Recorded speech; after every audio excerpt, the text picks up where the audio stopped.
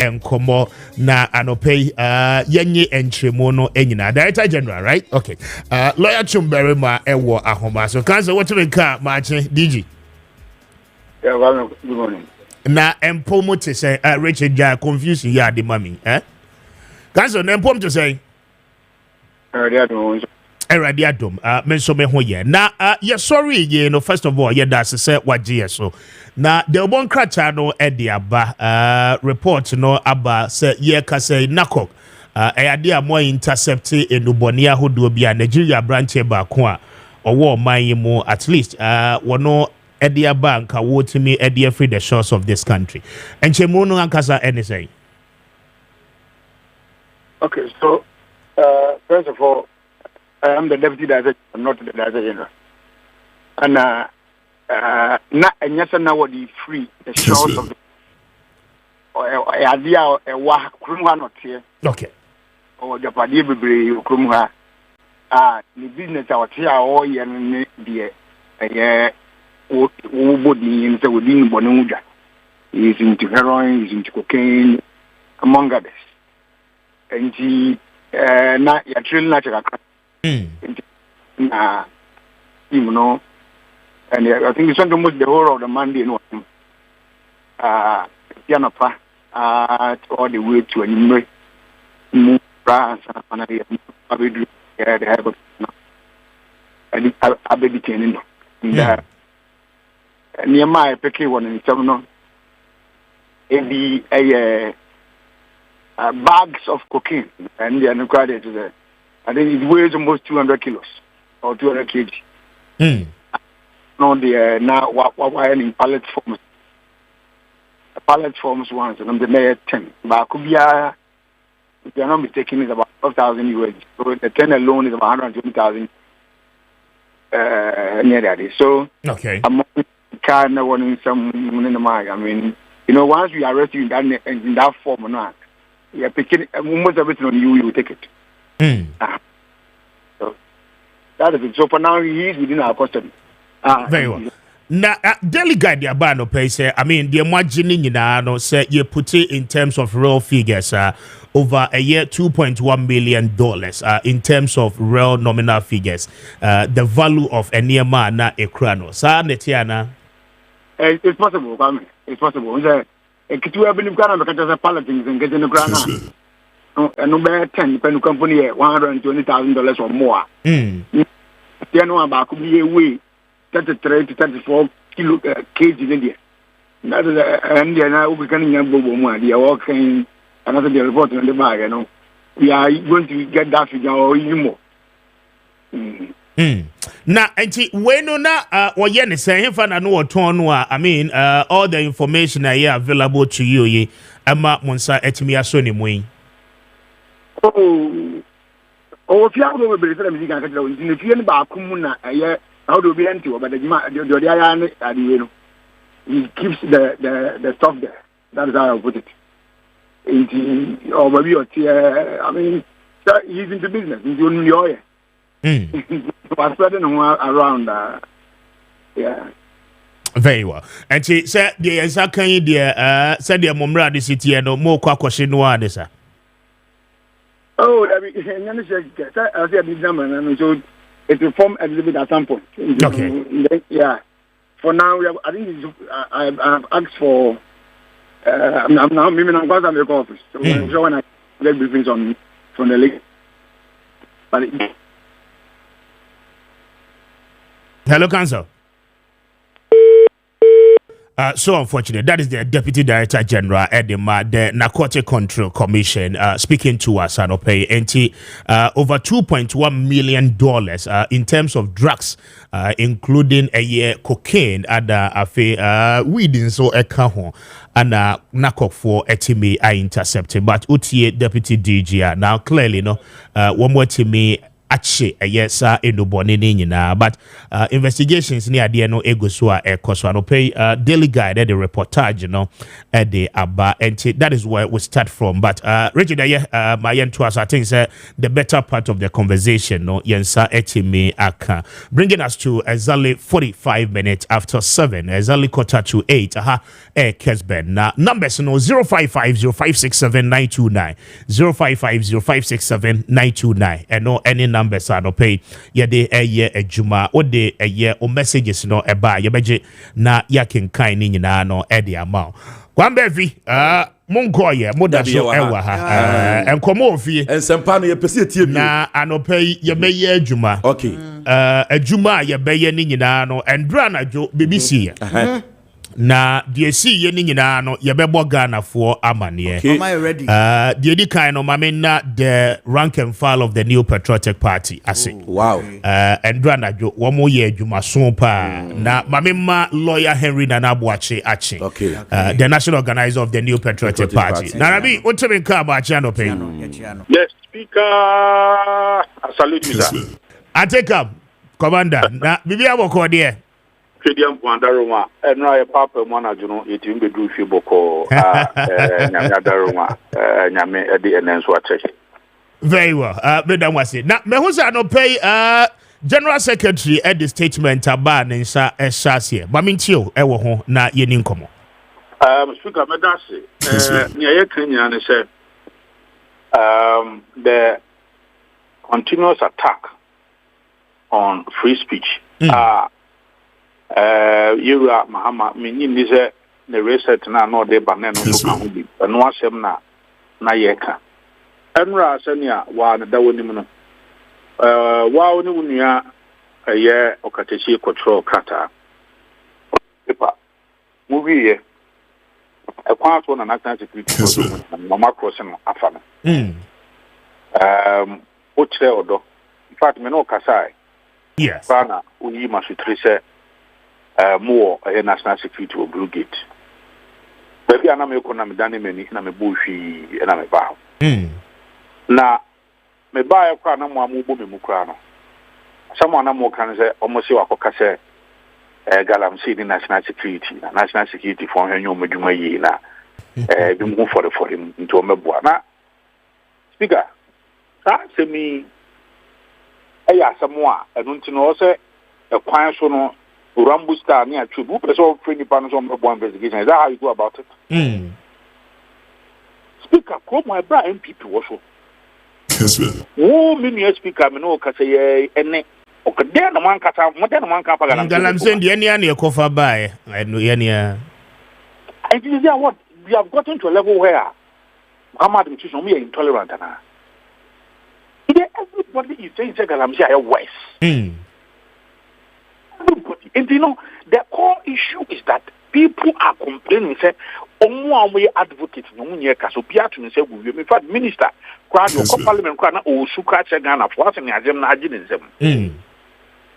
The national security put are not all over. If I do also, yes, high now, who shall know why high us, I don't know, Koso.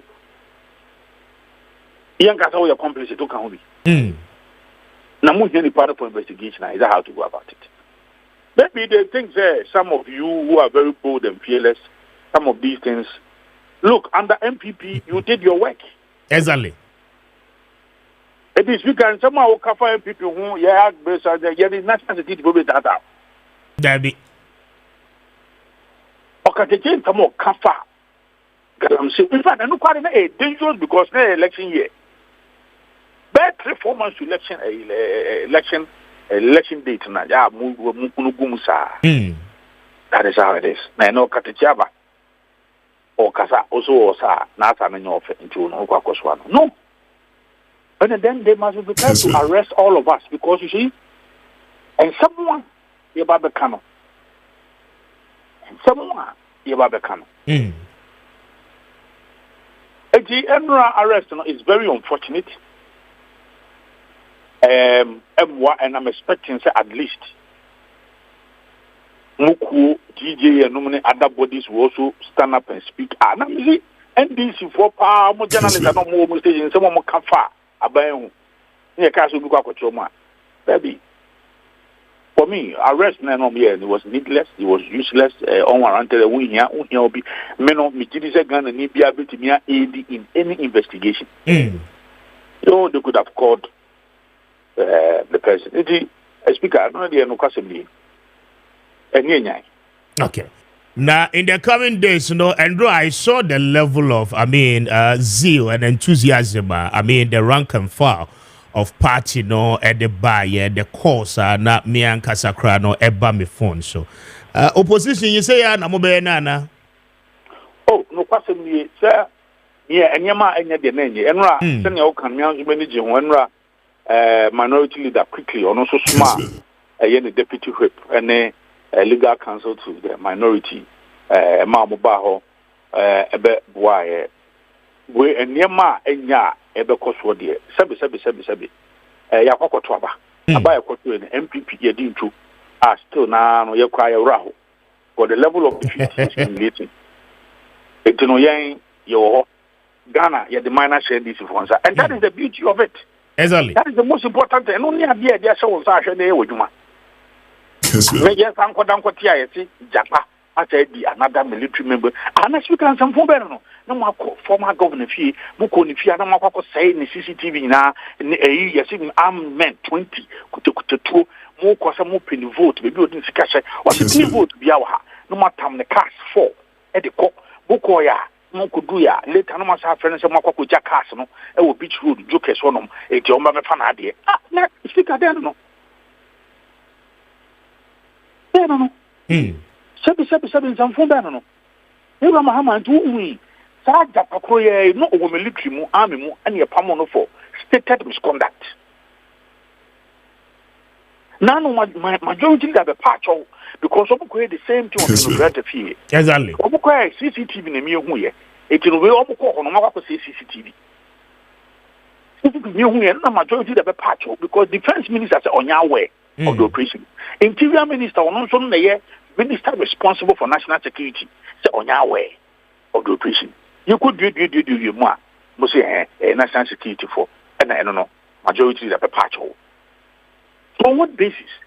I will be the military men there 2022 as a max. Set them open the vote, maybe you didn't see Cassie. More must matter the cast for Mokoya, you didn't mark a castle. Must have passed a more with Jack Carson, SC, a Bontinsu baby. Speaker, very unfortunate. No. Kessben. No. Oh, you need to aid investigation. No. Friend, import class officer or now cost searching if you can and they are court order. Just such warrant.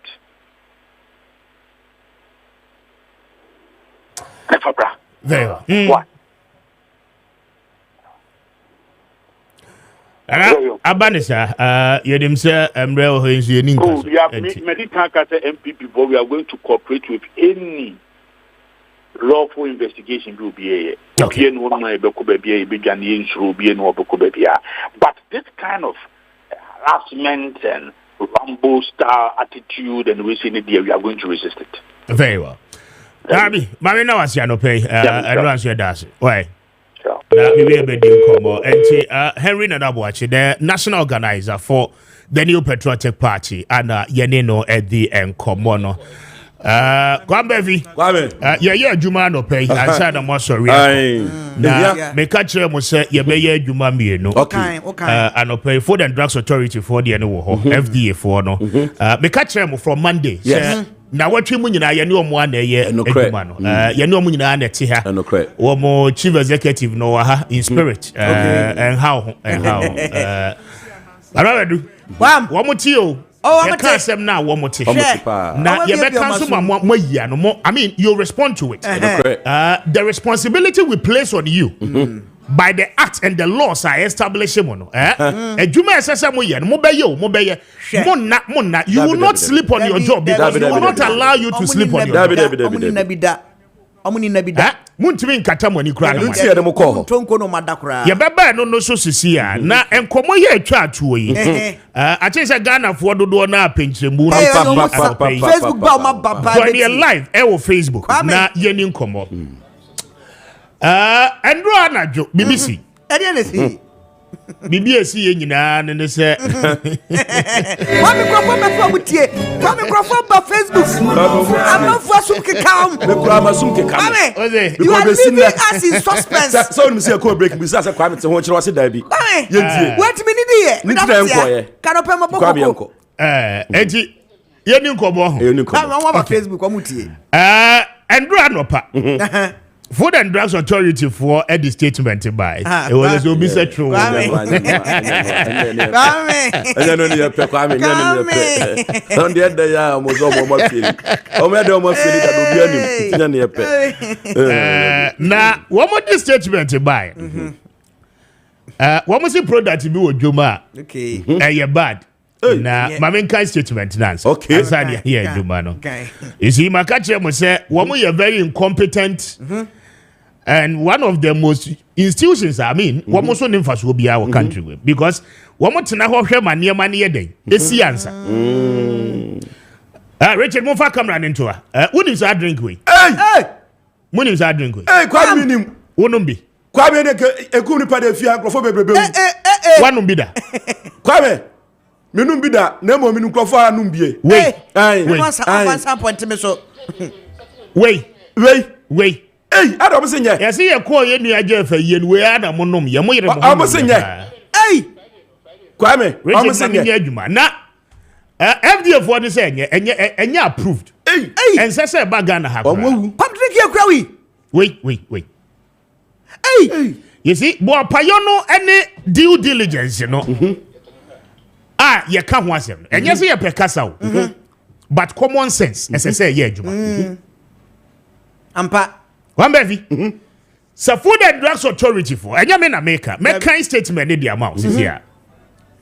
Sadie we eya wudura Ghana for dodo by now wo mo ahwere wo mo nkwa because of the negligence of the Food and Drugs Authority. If you are crank and crofo wu Say we eya wuduro. if yeah Say wonnom na wuwu a anka we have a chief executive what na FDA aye adwuma gibosumi akatua agi entertainment fee agi bibia wait Kwame we amanfo wu ye cra sa ye friend say sangria for to say then drinky e de ba sangria you must say a year unapproved drink hey Kwame FDA for mama kan statement product recall unregistered Grand Catios Sangria Fort Terra Pack 250 ml canned Accra, the 18th of March 2025, the Food and Drugs Authority wishes to announce the product recall of Grand Chatiak Sangria Fort. Okay, any drink here, Krami. Below are images of the ease of the reference, which have been found on the Ghanaian market and advertised on social media. Reasons for recall: the operations of the importer of this product are in violation of Section 97, 98, and 103 of the Public Health Act 2024 at 851. Okay, as they are not truly and duly registered by the Food and Drugs Authority (FDA), making sale and distribution is illegal. The products are unregistered. The packaging and the size of this product are deceptive and misleading, exposing children to potential accidental alcohol ingestions and posing danger to their health and safety. Okay? Actions to be taken. A. Consumers are advised not to purchase or consume this unregistered product. And some phone make an ebinio. hey Drink webe drama so nyene.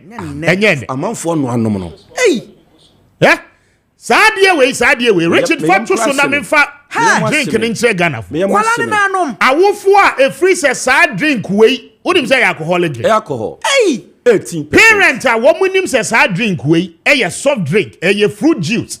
Enti womma ko school a womo koto sadie we bi and then wo hwe ho a ye the lemon no e de ato ho in terms of design and packaging. And to your parent now won't say so every beer. You will never think say alcoholic drink and a water the ama ban money dia ko school. Parent ato saadie we the ama wo mama dia ko school. And therefore the drugs authority they catch say one. Omo packaging is deceptive. Until we are showing you a video of Akola, or what bear 2 to 3 years. You didn't go school, you toss a drink, will be the same bag.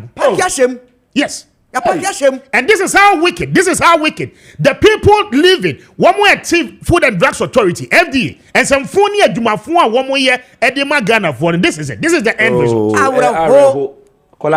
This is our country. Omaya ya timunenio, Hey. This is the country we live in. The Food and Drugs Authority. One more office. One more office. One more said there is a product to be a import here. Ever into this country. Before the exit of the port, they must be able to identify and authenticate. Proactiveness. Any product to be a raw my way. Hey. Wait. And for unapproved route in about. Debbie. And I port ho. Why would the Food and Drugs Authority for GRA stamp class so? And no the disrespect. And no crowd will say we have very incompetent and very useless people leading us in this country. Say what should drink way so? What should drink is tax stamp boss. Yeah, the GRA, the Ghana Revenue Authority. One more tax stamp. And the team's way. Come here, the team's way. You can't say now from Monday now, by now, ye didn't come about winning red. Juma, catch us FDA, no, as I see a collapse in one of the most useless institutions as a country. You will still taxpayers on the Food and Drugs Authority. Hey, so Ube, and son FDA for another catch us ABC Hey, due diligence in terms of their line of work, due diligence, ensuring that the monitoring team is prompt and acting on daily basis. FDA need to be more fire. What want to be new? And there is a chief executive where you're comfortable. One no jibosumi aketua. Nasumajono. The allowances. Nasumajono wada. This box or paper drink, it has been on the Ghanaian market for years. Oh, last year. Now, I asked this question, the reasonable man's question.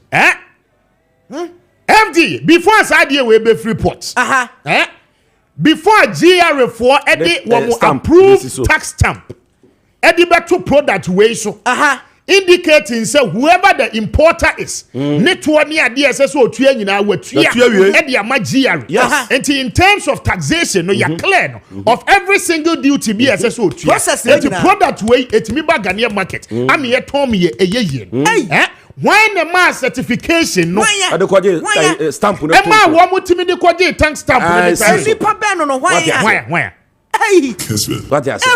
One baby, when I yes, Eduma, why? Eduma Fu, it is Eduma Kanka, Eduma Pro, yet is saying, when I yes, Eduma. You see, we are all corrupt in this country. I draining your papa. We are just crazy people, a bunch of incompetent people leading our institutions. Hey, Sikajia, Bosumi Akatua, the Yomode. Medical catcher say KPI is grano, ye for Biso Mra may see why your money be. Your money be. Hey, Arawo. Just imagine the number of school children. Sadia. One more. Alcohol.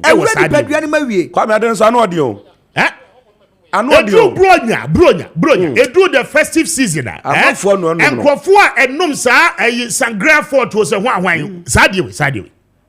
Now weekend crown Crawford on weekends. And Food and Drugs Authority, no. One more papa. Hey. One more you may as well. One more papa. And record now will record the other day. Hey, FDA for one money grassy as I drink way distribution. In terms of distribution. Yes. Money baby a drink way baby in this country. Baby Titru Galamsey site no. Hey. You're serious as a country. We joke with everything in this country. onumbi ye de adwuma hye obi nsa se wo ye aban adwuma nipa no does not exercise a single step of due diligence yenye areho yee areho as important no yenye yentimi nye areho ye so incompetence ade bia ye be in this country yentimi nye ana brofo akese grammar ekrom ha wo ka brofo an yesi woni nyansa so obi nti brofo so adwe woni tirimu no ha enso wodi adwuma na ekomani wontimi nyo dabi GRF for no mra meka nche krono bono tax stamp we e den e kosi so why na chachire saje krono boss tax stamp we ade a enye registered authentic and unregistered na eya illegal na ya approve ye why na ti Ghana Revenue Authority otimi enya assessment e dey sa tax stamp we di man importer no say won fan ko territories no won ko to ma Ghana fo enimu ekum nipa ai ke yawu won krono ba wo mo ti GR ho a wo mo bo o ka se mianka hey won krono a wo mo ti GR ho a wo mo bo ekwan ya nipa na wo import sa de we ba ya ono ankasa nim se product no yen register yen fan call food lab enhwehwe mu okay the alcoholic content wo kan ade we hu ade alcoholic content 18 a chance snap nipa bro adai nipa bro kwala ni na bro adai we enkrofo sise kire oh yes ana wo ma stamp no yenye ni se yenye se wo mo agigi scan wo mo ma tax stamp ana ye dia territory ade we ana ye ton no street ni so kwa mo kanya we nso nko se bebre wo mu o bebre wo nso koso enti ze ye ka jo se FDA no wo mo ni madwuma a wo mo ye wo mo nye serious institution a wo be ka se na wo ti ha na wo pe kasa wo ba no numbia the whole day a wo di no be ko school no be dasa wo be dasa akala no waburo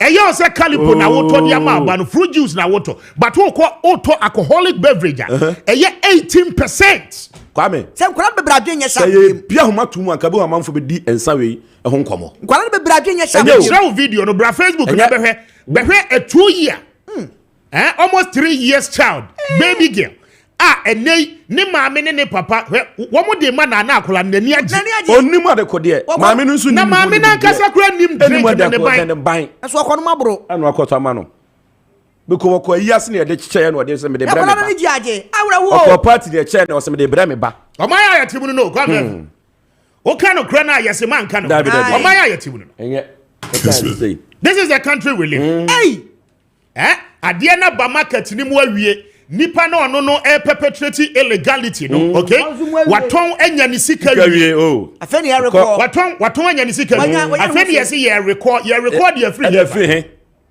hey say ye ka say drink we ebi akodu totoro mpan ya the chief executive for the Food and Drugs Authority should tell us ekwan ya obefa so a obe record sa drink we dey free totoro mpan sa totoro mpan ho no de ontumi ekwan wa woko bomfa na ebi wo ho no mu a won kire ye kwan ya obefa so obeji sa de we dey free bomfa serious na yesi di omo friend kwa calipo to obi ko to ne o to calipo e di omo friend no eso na nya no mesi ba ka eso nya no wunim red na ye ka ho asem wunim red they can never tell us wo munim ho hwe omunim no munim ho hwe wunim red na ye ka ho asem na say boys no was street in so the Food and Drugs Authority can never tell us they cannot deny say wo munim baby a say nro boni ni nyina na free o matu agum na omunim they can't tell us small crown o mo ya custom ho ne yes agogroboti ho bo o bi ni ho fda fu ni ho bi yes agogroboti ho mo po omunim Kwame information about ayi so sisi na man for yes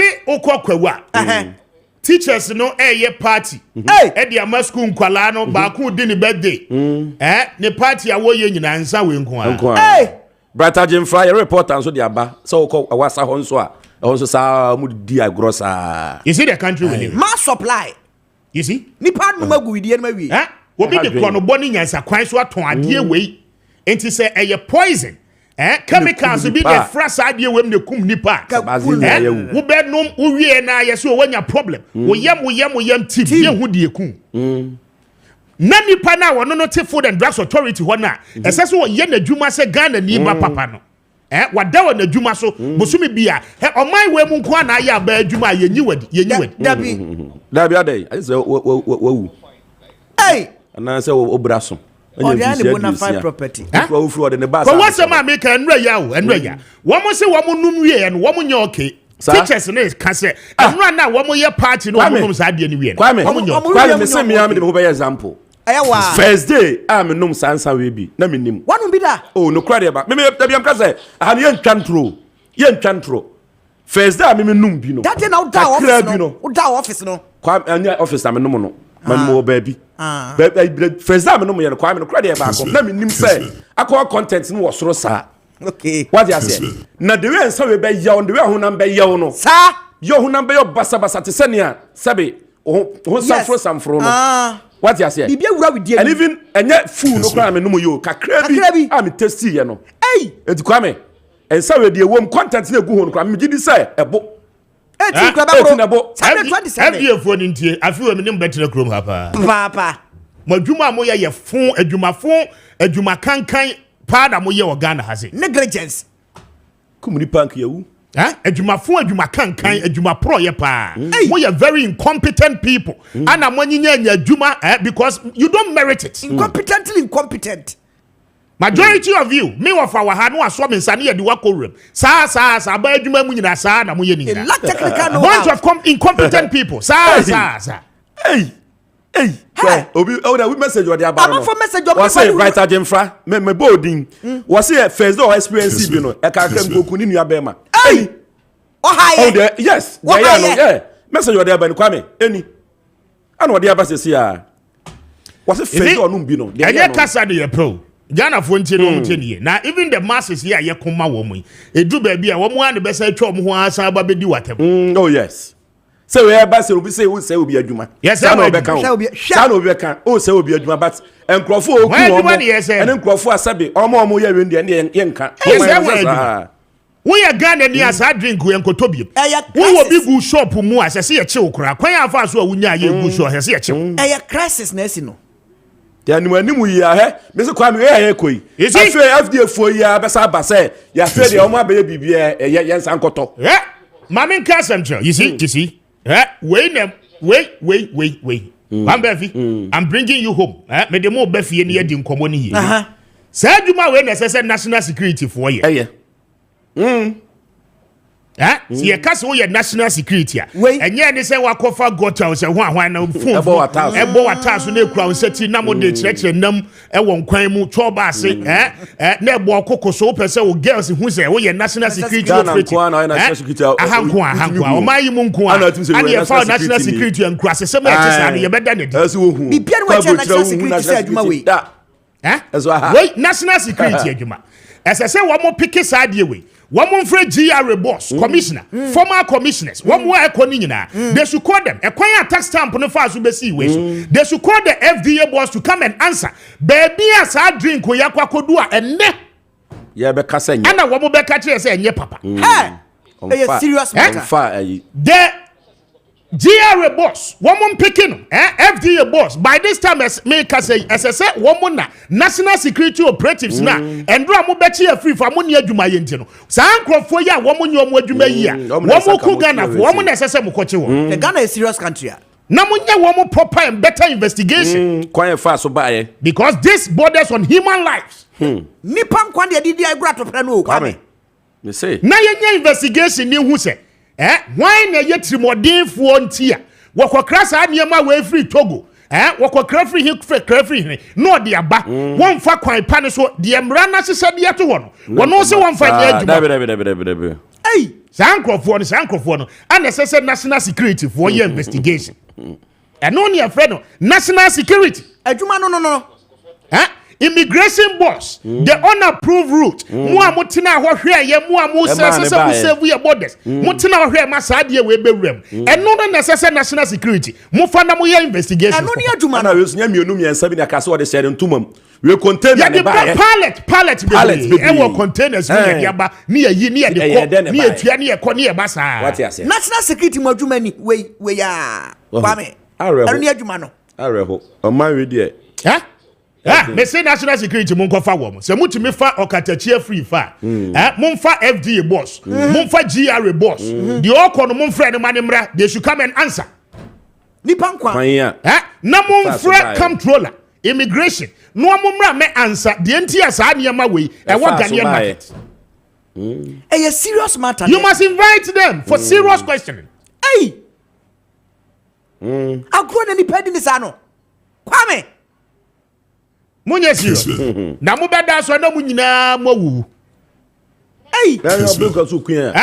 Obi so kuya bomu a. So de bi ba ye nyina. Mo beda so na mu nyina mo wu because me sa de ma we me numbi. Dabi.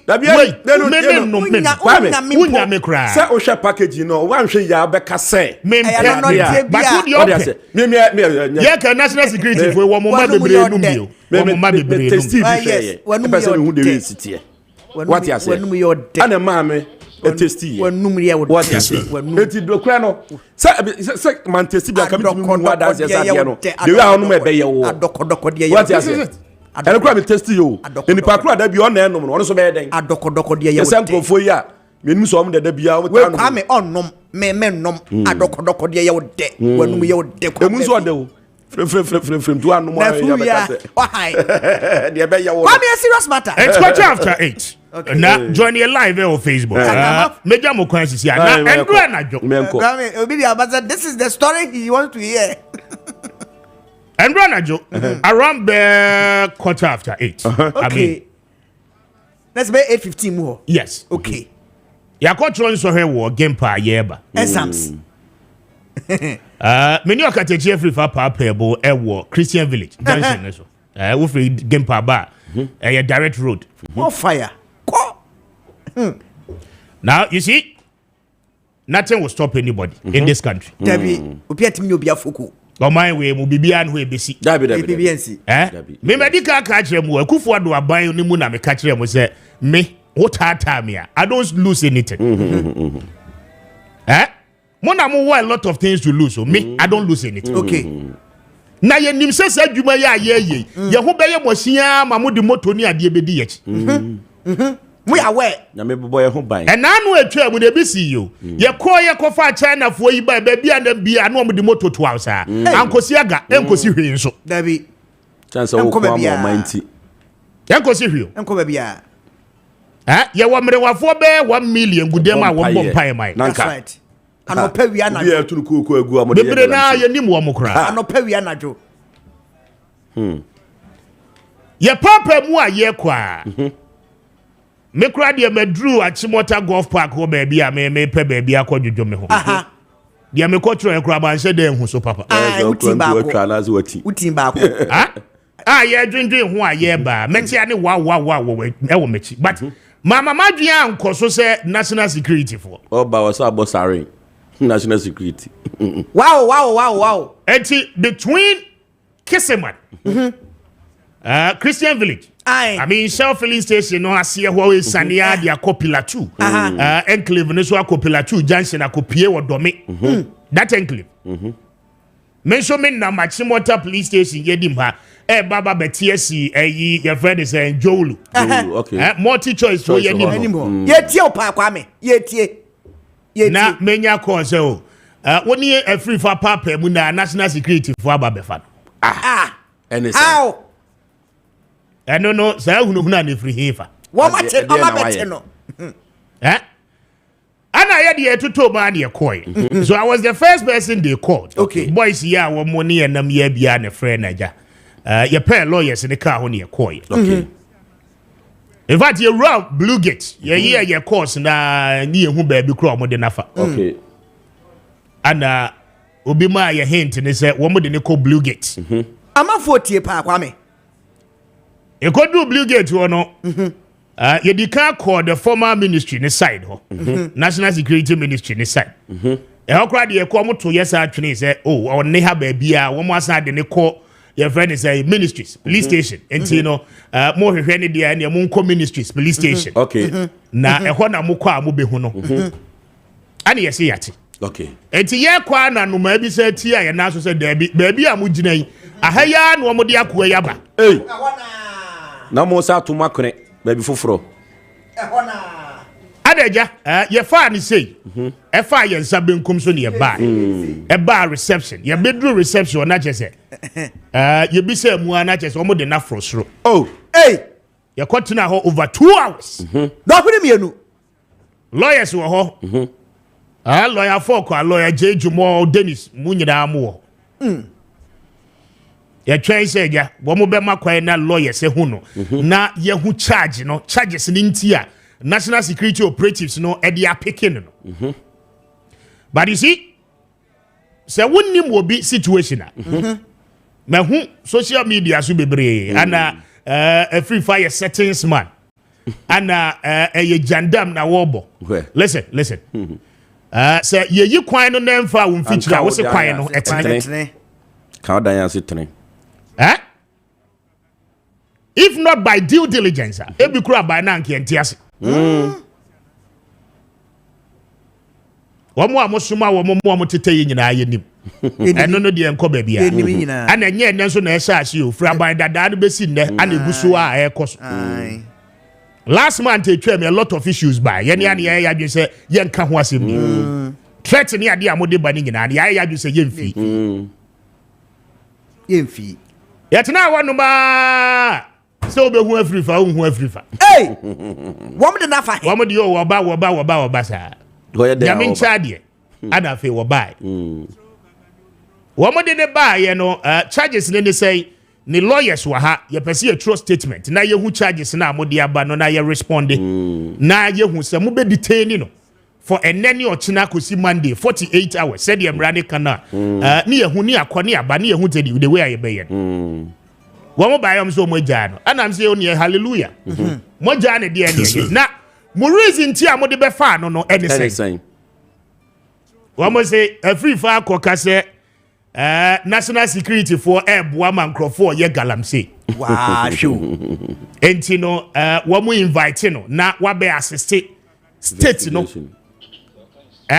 na wa be boa with investigation said ye be state ni betimi aye investigation but you see some person mo yes an yema we ya boys na ya mosomo they are not intelligent dabi we invite you obi aye the hank of kogunisa dabi nyanya ne sa hado abokro no Sameti yai na maka bibi wa ha na we invite me se Kwame asem a wo kai wo nyina so nti a wo de kai be boa ban no na ban ni nya hwehwemu a wo de Rambo Star de be family free studio ha ade mi dwane akohe wo be hunu hwan ehunu be hey galamse no ye ma ekufo ado any NPP elusu election na mu wini ye with galamse mo na mutugu mo galamse ba ya labor unions jo mu hu ji mu ananka organized labor eco strike nyina eyeme ne afrifa.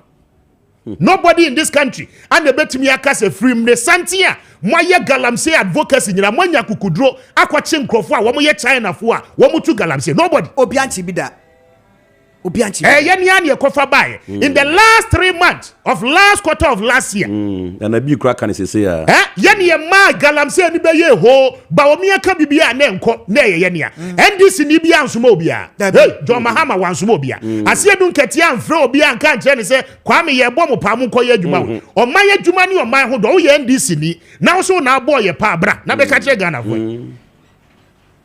hey na ye ka enano de no a ene de no mpese ye beka adin ye ka nano de na ene de ne de mo mpese ye beka ye beka se de tie na tano anwea ho no ma mugusu a muhyemu a mu ye ni nyina ye beka Wambafi ye tu kwa ko bomfa ye ko konongo ye kwa senkregwa galamse ni nyina ye bebo Ghana fo amani ye hwe ni na videos ni bi ye hwe bi chairman alutate jobbing eti bomfa ye galamse ye ko recording ni nyina bebo wa ha eti die ntia ye ka galamse ho asem na wo ye ndisi ni asem am ye nka hey eno na enko ba bia eno ho ahunu na enko ba bia eni ba bia ko enko ba bia enya de be ko ba bia enko ba bia obi ahunu obia Mon pesi beka galamse na se ha dia mu ye ni nyina 419 mo dada Ghana fo no ana yakwate river guards river brigade river hwan mo boa your people are mining in the water bodies go and arrest them and let them stop the impunity omutu Monkrofo na eye monkrofo na aban sesa ye mo asesa asa wo mo wana mo ye galamse go and stop them hey Any ambefa ye nyina akọ se galamse ho asem ti na mbechie dia ene mo betam ye nyina akọ because nanu na me call dunkwa ofin suo ni mu kosa bottles de ba ya ene ya me ne wo kasa yisuo ni da sisi me manager office no hey NDC ni bi ansoma ye Kwamba fi enyo bi na suma obi a o ye ne an ye to petrol gu ka mu koye se adwuma ne bae ye do ho no obi bo obi tu abai na akran ka ye funu kran ka ye hu mom ye nwe ye ho munya dede no ye nya sa kaka no na obi adwe ne ho in this country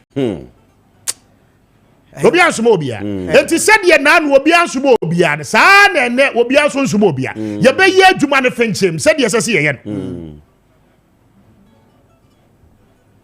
edi enesi afi wo mu wie ya wo mu si o ye nya hint ne kra se anka nkrofo bi person be attack wa nadwi enti ne ye save ye pese ye protect o pese o protect you obi a wo kofa ni na Rainbow Star heavy yemfa hankom mo the metro men in the name of national security operatives ekotam obi dabi enya ne sa eni amudi nyina abeko amudi nyina abeko indeed because no na LI2464 the Kwame 2 mine no forest mu ye galamsey ni ade yes Akufo-Addo na de ba wo ye president a wo nyesa you don't do that knowing very well said the green vegetation you destroying wo wia no amagina po abeka kire se yenko ye green Ghana enko dua nua mi ho ano de wo ho ne ntimi mo ho ban ene wo mu wie ye no wo mu so asan atwa wo mu ho aba wo mu se den planting for day ye kodua dua de aye de enua na mo pese ye kodua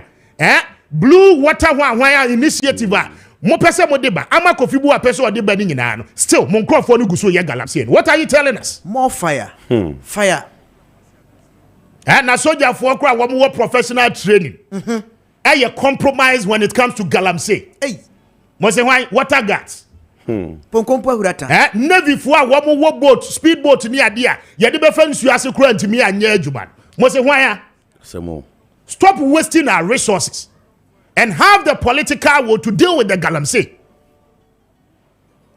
I don't know bia say no ntina mo bechi de ene mo bechi ye nyina e de yakọ because we will continue to say the truth lokra no ebeka ensuo no kwamba vi wutwam na ni nti anyam na meka cho say nti ye be hu munya hunu an why na mobile bosom miensa ni ye ka ho bi na mobile power no mo free say mo nko ada mo to abada you are lying to yourselves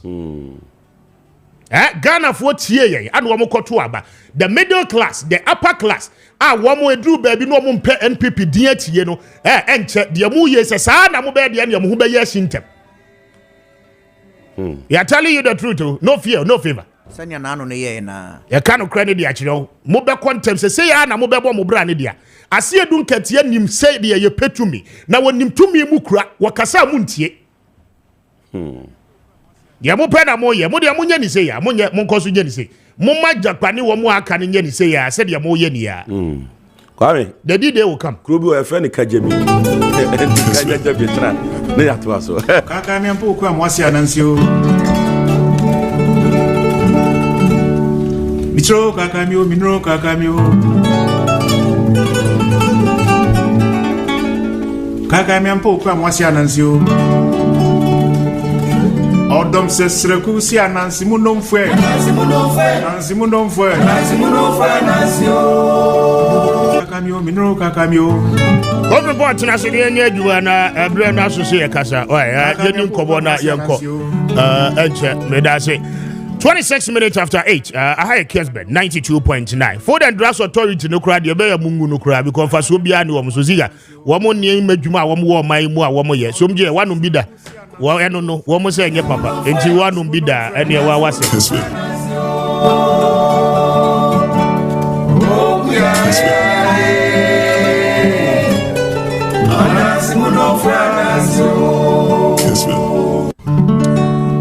Babe nasi kakamio minro kakamio babe jafo daba adope ye be ye djuba kakamio mpo ku amwasi anansio Ayema Felix Nanayao ade achi na mema na akwaba regional organizer for the new patriotic party Oti region adope watina se na report ziga tina se ko report machi atina fa akro na mema wachi ye na wo ko he that is saying nyame adomara kwa bibia kama yeah Kwame okay Kwame obi antimi nyo obi bibia bia obi anyo obi bibia yeah huna se ya Kwame ye sha adumara siu ehunahuna adwuma ne sha asiu ya ma mo honeymoon no mo de ehunahuna na eba Kwame ye sha adwuma na asiu dabi you be a chef dwuma bi ase o this country and obi antimi no obi a bibia bra obi a no obi a bibia Ghana no obi ade a se Kwame wo ye ne ehunu ebeka exactly me na me ka kiro the time of 2 months to the election and kofo ye galamsey gidi pa stories na disadvantage NPP no said that they were happy they were benefiting from it they were happy na galamsey story Kwame yenya ka ho asemo there be yenya sha ye hyase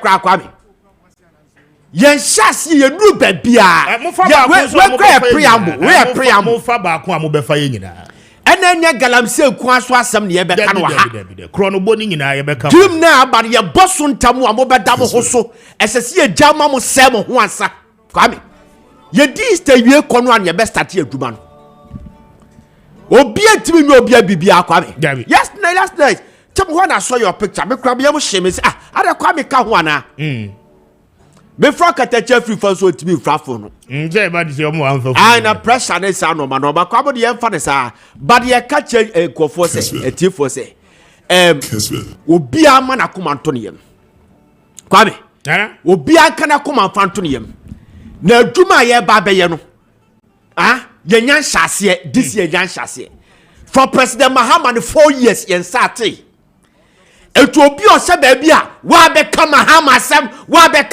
sam Kwame e de enko ba bia wa danum they are psychopaths omu ye psychopaths womu ye bibia bia huso omu ye adwuma omu ye adwuma bia so de mo kura mo ka sa na ba ye mo dabaya appointment kura mo ko mo lobe namase mo amu di atam mo amoye wa be kama Mahama sam kura na mo ko Kwame ye duru ba bia from ministry to ministry investigation upon investigation Kwame ye de baba ye de baba ho masem wa ye nko court me na me ka kiro and we will expose people from galamsey to security Kwame to ministries to CEOs baby ye be call to obi a na dwene say en ye be sade we say ye be ya be say the Food and Drugs Authority for almost strategy no umfa sade no so ma ho dabi hade na be be ba na Kessben ye ya to ye pashi o ye wam say Kessben de omo ye NPP ye NPP ye Ghana obi anya LPP bia LPP for mo ntadua ne mo obi ani said ye ne na no sa bibia sa ne be ye no sa ne be ye no Kwame Ibians said ye galamsey story asofo ni na timi eji video no edi call mo ayi asore dem koye semo MNPP call power ne sa ne opposition sa ne ba be no Kwame na Kwame ayi for democracy haba say ayi for what is so ye galamsey demonstration ayi omo demonstration omo ye omo tese omo demonstration afa ne air flop no omo tese ye ya koye galamsey expose ye ha omo so ye galamsey demonstration me boa organized labor for ne sanko for here enemu why galamsey ye ka ho asamo anan kofo ene organized labor omo he fa Kwame asofo abu jijira mu mu hefa ye koyanim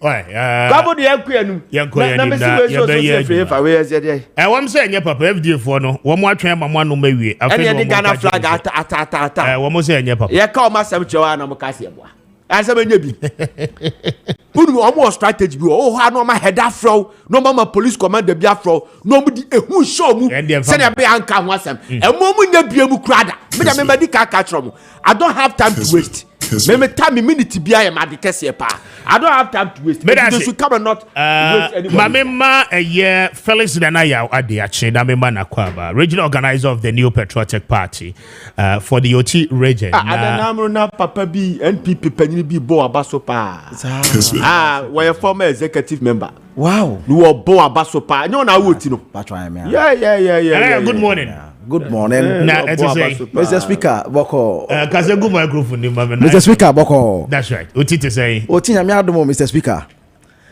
ya no pay mo fire na dia no she we nya fire o man ko boni very important and crucial nyuma mo ye no good work madam ase yes yeah so pa now I don't pay. In fact I'm happy to host you for the very first time minya obia o free oti apart from the year the omo Daniel Kwesi Ashama I don't pay. I'm happy say Oti region for me no beshia.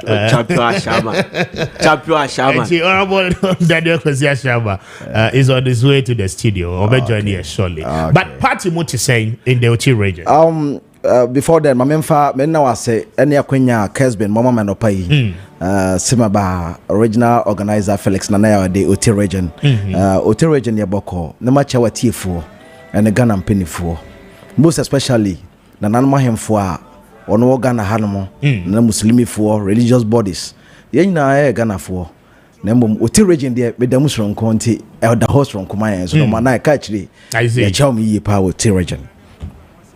Now, region Muye Boko, Nana, one MPP has demonstrated good faith in the Oti region. Okay. By creating the region MIN and Chakesi Nkoma His Excellency the former president Nana Addo Dankwa Akufo-Addo yaka Oti region wasema one na baya assembly yifrima enyi esa say on the creative region for the good people of Oti for so long a near per region say be dia ho independent no enti month of independence here me we Ghana fo nyina na Oti region so ye independent yes so ye face e ni jemayen the new patriotic party ene na ban enema the party is in good faith. As a regional organizer, baby, I need to make sure to me a land ho. Na met me a bua ya from me with the boys. I also baby to say scratching tomorrow. I'm running more than 4 months to the election and now personally I sponsored a health screening at 90% from my own sources are made boy say between over 4,000 targeted people together with the PC and then constituency party. If you also are or share the strength of the party in other areas abani boy most especially or share your youths now enyuma sem ne kofam rwanyin sen ebai yabomoria ma Ghana Enterprises Agency me di achiri ma metimi koje machines ma constituencies be some such as Nkwenta South, Nkwenta North, Akan, all over. I took that race and I distribute to Emma Yankofwa all these pictures are there just to make sure say Galansin some kind alternative livelihood. Ebeka hono. These are some of the alternative ways I bet media afshare ebema mabono skills are ebetimi abuomo. Then when we come to the regional administration blocks, we have a lot of developments as far as I know. As a regional organizer, say MPPT, region we have the famous Eastern Corridor Road being constructed by His Excellency Nana Addo Dankwa Akufo-Addo. Right from Kweve, Sandibako, ne Jasi Kain, Udu Honoma, runabout no, shine is glittering, Obibeka, and ne Jasi Kain before Okaya, Nalanku Sabid Nama Techebi made the pictures, Nibiama. So Oti region is in good stand as we speak. Our party no atimi abuayen. Very well. That's so nice. I mean, a lot of people are bringing a lot of messages about you and in the for your region. Meaning say, Amen. The OPB, I mean, say be a best opposition, Nibium, Obeba National, so I mean, and Crawford, Ebabuama, wetting me about. But my Indian combo, and Kobano pay ye dino. Galam say, no, Minister no reported certain figures. We are told, say, over 60 something excavators has been seized so far. Now, there is an order, a clear order, say, what say excavator, man, you know, I mean, submitted to the high officers. Woman debate me abo ho by and me who some posts now remember minister and say 7 out of 9 major forest galamsey for Ajia nanka forest guards for entimi enkohono and they abaye timi asan geneba my interior minister Emmanuel Amakofibua na yemra. Okay. I was alarmed at the devastation of our forest reserves that prompted me to make a statement on this floor of Parliament on the state of our forest reserves and water bodies and a call on the people of Ghana, including the members of Parliament, to join in this fight to reclaim our forest reserves. At the time, I had stated that 9 of these forest reserves where armed thugs had taken over and are considered to be no-go areas included Jimera, Jimera Extension, Diziri, Afao Hills, Tano Ahmia, Ofin Shelter Belt, Ahwasu East, Ahmiasu South, Subiri River, Asenanyo River. Mr. Speaker, I am very happy to announce that with the support of the military working closely with the Forestry Commission, we have been able to flush out the tax from 7 out of the 9 forest reserves. We are on course to reclaim the last 2 as well as we speak. This notwithstanding, surveillance is being kept at all these 7 reclaimed forest reserves to ensure that they are not re-invaded. Mr. Speaker, currently, through collaboration with the military over the last 3 weeks, we have, as I stated earlier in my other question, seized a lot of equipment, and I won't be repeating shows here. Mr. Speaker, in addition to the above, my ministry is working closely with the Forestry Commission to source for support to procure key logistics, such as 4x4 vehicles, motorbikes to improve mobility of officers. That is Minister in charge of Lands and Natural Resources, the Honorable Emmanuel Amakofibua, Elembelem Rashibidweni, on the ticket of the NDC, reporting to the Parliament. I mean, the one wire so far about the Galamsey. And then reality on the ground, we'll talk about it. Mame Enshen Kobona say in free ho na mintie a year ura ade na yenshasi in free home. Pacho Shadow Sobame say the Honorable Daniel Kwesiashama will be joining us to have this conversation. Na yetimi edin kombo anope. Ade, Mame Brown so na mintie for 10 minutes. Okay, Medasipi. I believe the Galamsey no mine no yewo crisis see on my money na try to us with the water bodies and the forest na saying no affect ya rebebra eminenti ba yina no as a result of the chemicals you use mining areas enye designated for mining. Even on the river bodies, there are meters you need to move away from. Exactly, 100 meters. That's right. And then the forest too is a no-go area. I quite remember I said President Akufo-Addo issue command to the ministry say nobody should mine in the forest. It was a very difficult task, although people already now war licenses, some were even revoked. Or no year one say I was it me stop or my money na a dangerous aspect to us. And see you're politicizing I'll try a higher drain. But the I believe the Honorable Kofi Amabua. Yes. And your kana why are there? But then we have not tackled the main issue as Galamsey. We have responsible mining, which is designated areas amount for applier omoyai. We need to first of all enforce the laws and regulations from the Mineral Commission and the ministry at large. There are already existing laws. Now we need to also look at livelihood, alternative livelihood. We haven't tackled that one.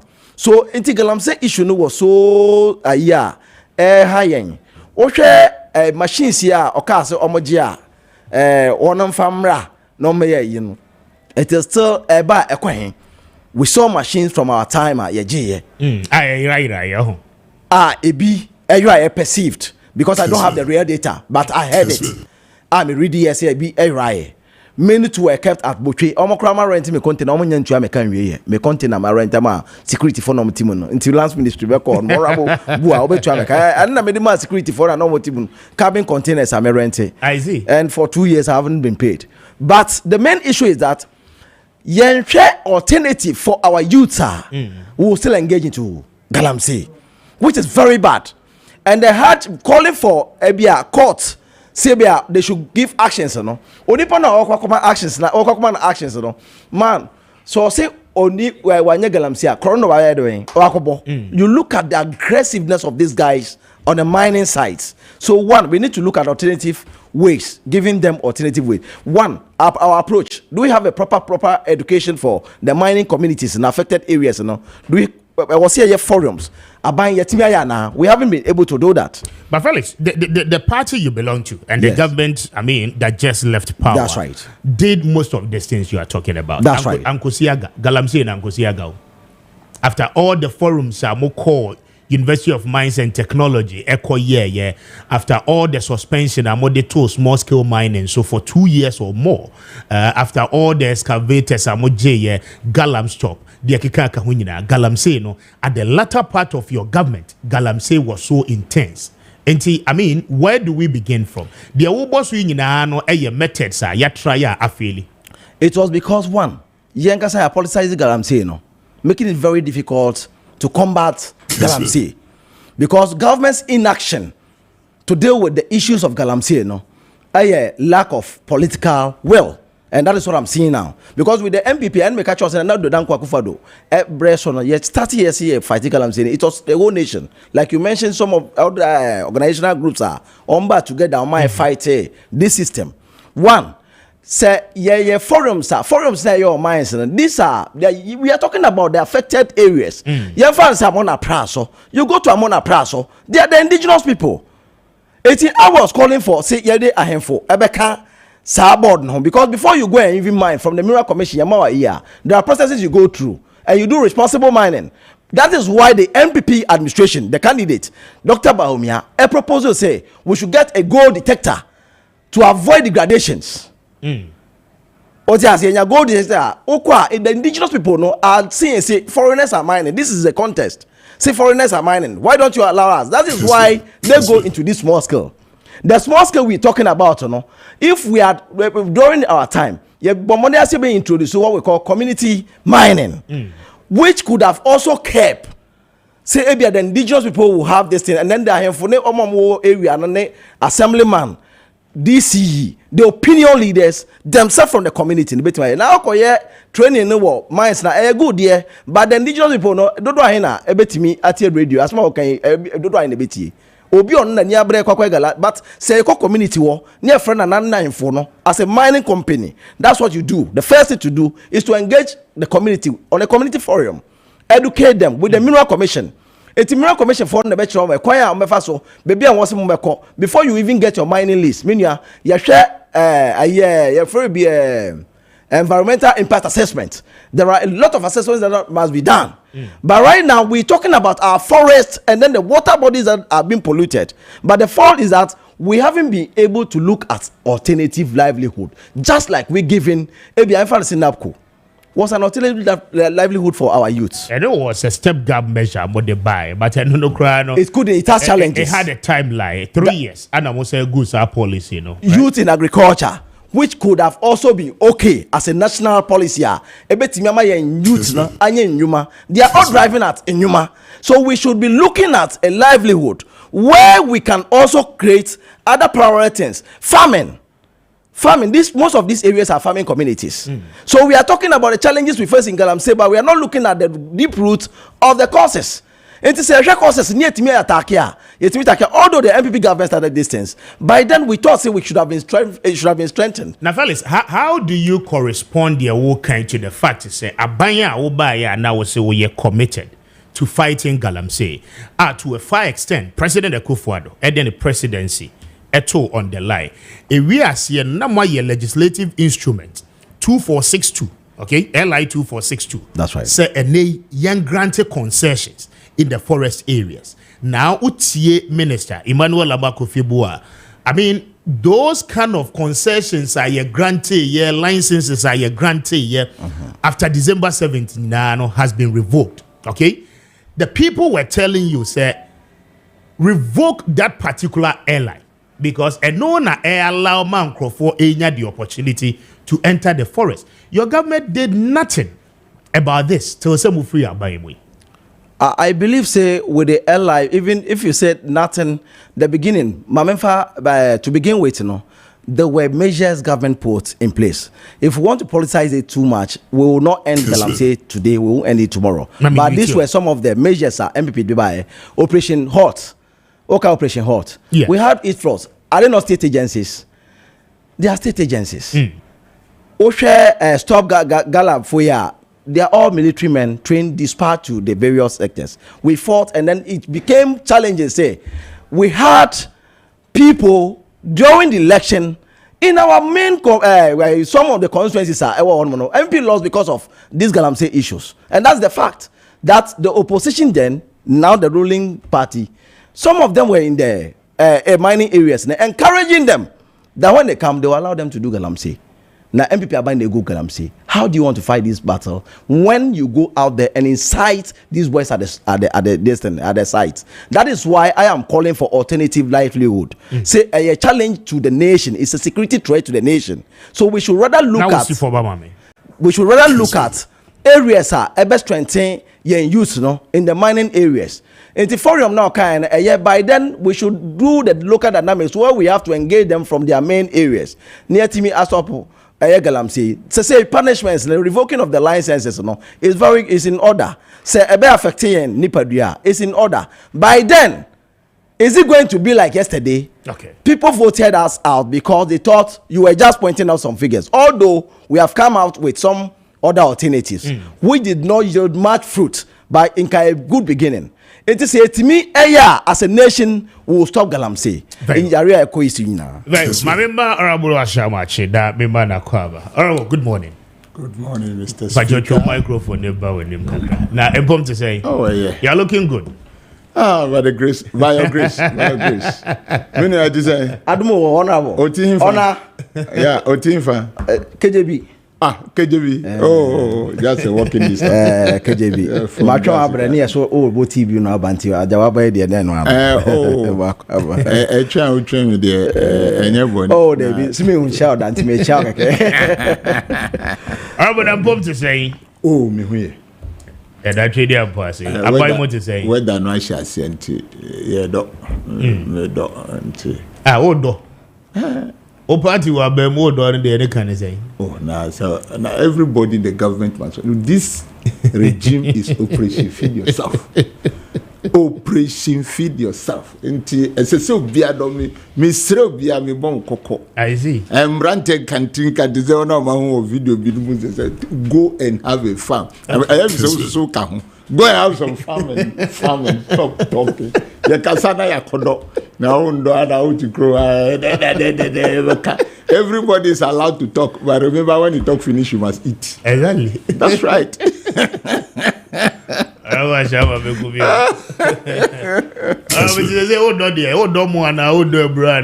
Every year me dem do. Brony banchi. I see. Abe me wa beni bi na afi na me hwe se kokoa. Se metumi ana yeah, but na me di bom me ho ban pa na aduane a me family baby. Yeah, no there I don't joke with it. Every year say me bi because anything can happen. Okay. If something happen, no mo amuti akra na enjoy your friend na mo ko share shows no. Mo nye aduane ndi. Already around with them componefa. Onye dia nindi. Until my bedroom. Me chow bia open you chow. Oh, yes, as you free Galamsey Honda Minister Emma some level of statistics on the Galamsey issues. Any baby here. Omoye Jumano Abba bedroom. Mamintio and free her. Yo. Mr. Speaker, Mr. Acheti for now. You know, this Galamsey issue, how do we solve it? And you need baby ayena. And this yaba, Rolling Stein, Abako, Mampenikufa Bako, Atamos Abba, First Mahama regime Abba Ako, Nanado Abba Ako. They say Mahama Saba, His Excellency. How do we solve this problem? And until yes, we've agreed everybody has a right to talk. And that means NDC about the but we must ask ourselves question. What are the pragmatic steps that we are taking to solve this problem? We've adopted firefighting approach for far too long. That is too much. And then we accuse political parties, we accuse ourselves. NSA. But we are refusing to look at the processes that will let us mine our minerals in a very decent without damaging the environment. That is the problem we have today. Because look at the time Ananado Ebaye, almost say small scale mining. Then they took our money, say ye be a community mining. And I want it. Honorable do Kamadamfo. Almost your mark of a gold catch a back room. As I say, crown ye you. What was the end result? Kessben. So you see that even that policy has failed. Ye ko election se me ba me tie mu ni nyina obi asem bia o kan matema bia me radio free e be dro ha. Ye ko election ye ka kire MPP for say galamsey and me ba ha na was spread wa ha no. Omusi omunjimi ye intinu 2020 no sa na ye no ma lose seat intinu omunjai they allow the people to mind. They said it. And today is not my first day of being a media owner, being at a media station. Yeah. I've been here for 8 years. Now, so how do we fight this?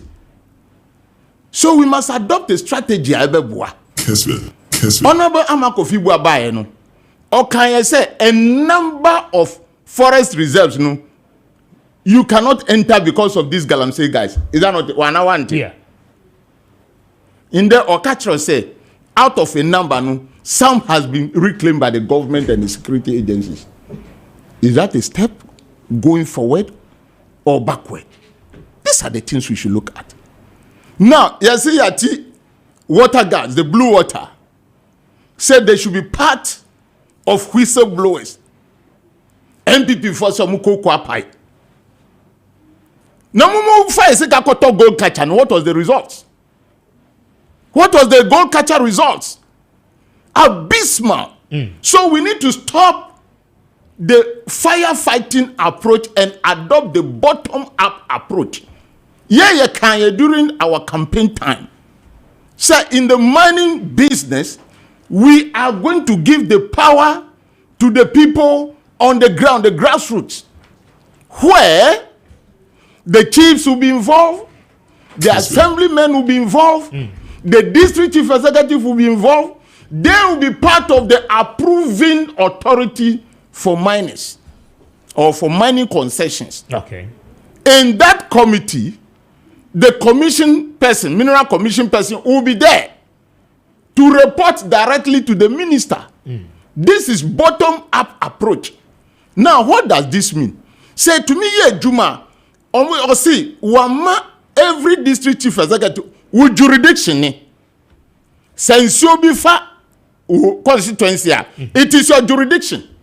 Say quiet be constituency and our district, it is your jurisdiction. So anything that goes wrong with the environment in terms of land or water, you, the district chief executive, are buying a you will be responsible. What do you think about this strategy? You will be responsible. It doesn't matter. Say me Koji concession has.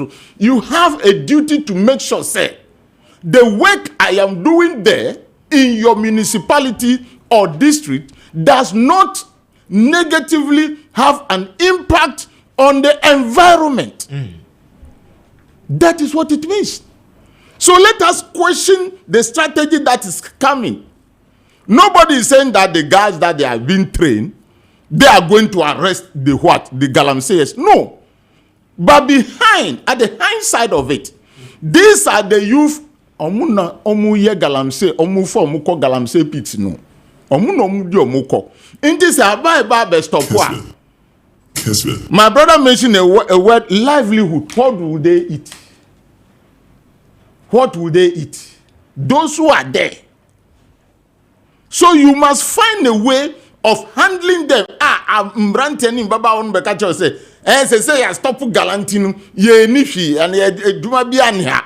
So let us get them involved. They should be part of fighting the galamsey menace. So it means the chiefs are involved, the assembly, the religious bodies, the district chief executive, the youth in the area, we are all involved to tackle the people who are coming to destroy the environment. Because this youth, any of him for nananu mo hon, as someone say honshua say no, me dan so nyan say wo otirigion. I can still drink, but maybe I'm the military man that is sent there. So you must see me as a brother, because once I am there, so the cooperation is important. Another way a cooperation is important is say, who did me free otirigi?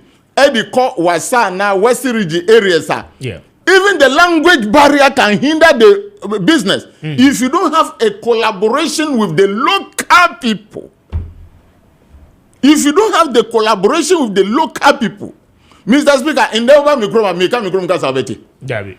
So we are soldier, you say uba bechi obi wa mikrom. And I mean, work a brofu sa mercy you come when I mean who mikrom you catch and say, Kelly, do you understand what is Kelly? So you need everybody, especially this youth. Omunim corners, nananumu nim corners, mini na galamse jumano ekoso. So that is the way we have to look at it.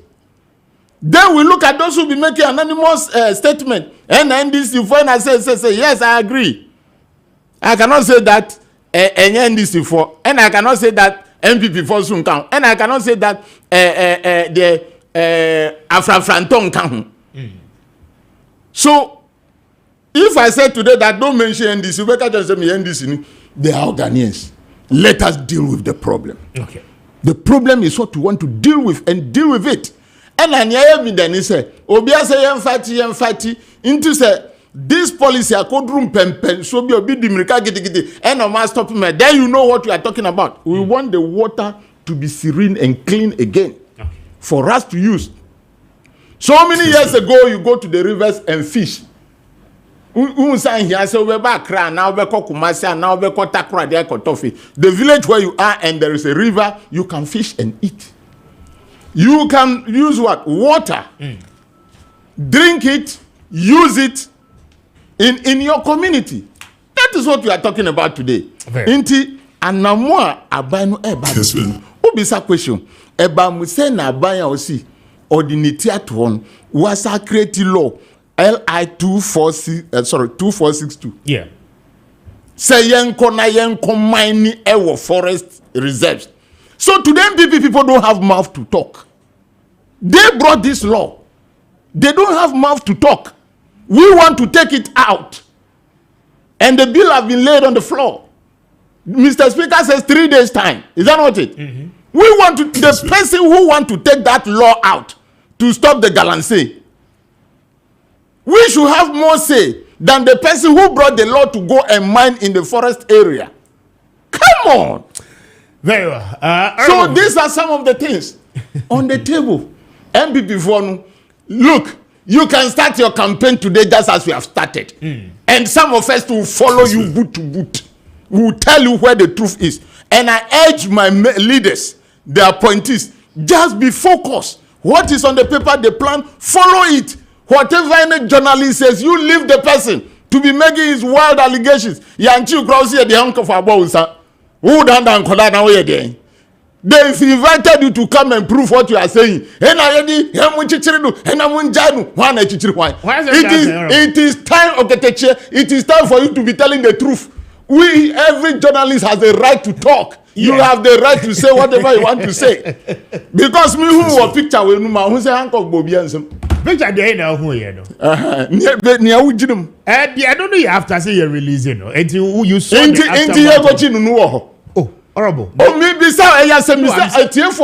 I'm saying, sir. No, David, me see, you're inviting who? And I made sure I say, Mr. Speaker, you are the Speaker of this House. Exactly, but you answered the question, so I need to respond. And I made sure that the picture you saw is the aftermath of the release. The car park, remember, the car park at the Blue Gate, and no picture that we know. And I made sure we say, depending the one near Papa, then they came to pick him up. Which one again are you? For about how many hours? Explanation. For about 2 to 3 hours. Or see a bon handcuff. Of course, they came to pick him up. This is on record. What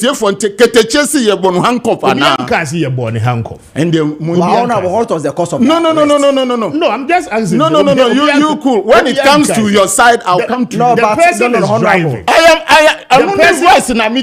The person is driving. Yes. It's a national concern. From Christian Village Junction. Yes. Okay, on his way from Denver. Yes. And then all of a sudden, there are sirens everywhere. Yes. Is that how to invite somebody? No. Because there wasn't an official invitation to him prior to Sadia na Womokoye. Yes. Exactly. So what was the meaning of that? Bankoshiano car park. I was and there. now video You are not listening to me. No, you said after when the incident happened, I was the first to get there. When I got there, he was detained. Yes, you've seen it. Yes. And I made sure what has transpired. So I said I have agreed. I am not against what you have said. But who catch me say, no. Within 2-3 hours, no. Now muko shower car park. And I may be say, Keteche say no dien. Security agencies no no dien. No, I said the Obianka so okay, also mu bisa no dien. They asked him questions. And we asked. I went in there with lawyers. So Yaba, more detaining the panel. We want to see the charges leveled against him. Lawyers are here. They want to assist. Then they say they were making comment on Galamsey, so they want him to come and assist with investigation. Then we ask the question that if Nipana making comment on Galamsey, said national security assisted people in doing Galamsey, so you want to invite the person for further questioning. Is that the Rambo style Modeko Pekino and Najo after 8? Nah. That is the question. Of course. In the Omar Janikanato. No, they drove the car and everything to Blue Gate. Exactly. And our man well, he wasn't even allowed to write anything. I mean, they exactly. But in that spot, we were not there. The lawyers were not even present. All journalists are free to say what they want to say. Exactly the point. But the public need to be well educated. That is the point. On what has actually happened. Because stations been and I actually handcuff. You see, some stations are saying it. Exactly, but not here. Those are some of the things. Galamsey no dey ever fight. You journalists will continue to talk. Campaign no yenim say ya sha se. Ya sha oh. Some people no niamu kan nyina se mate. Some sha se yeso ye be di mwenim na mo de ye chi. Na ye ko because we na ya ye sa ma ye nsu asai. My mother, your brother, my brother, who don't have the opportunity to sit on air to talk, no. Mr. Speaker, because we are fighting. This is the right time I hear fighting Galamsey. Exactly, but I'm saying. And a minister susu nejuma. And obi susu say national security no onu na ebu amankro for Galamsey. So they shouldn't ask him. No, nobody has said they shouldn't ask. I mean, so what you mean, honorable? Nobody has said. What's your different commentaries or other platforms? But honorable, initially the actual thing is what I've told you. Yeah, initially, let me say, per your custom. Now I say you were doubting. So initially, at the end, what you say? But baby, I the belande. Now you are confusing me, honorable. Respectfully, you are confusing me. That your initial remarks, they look like say.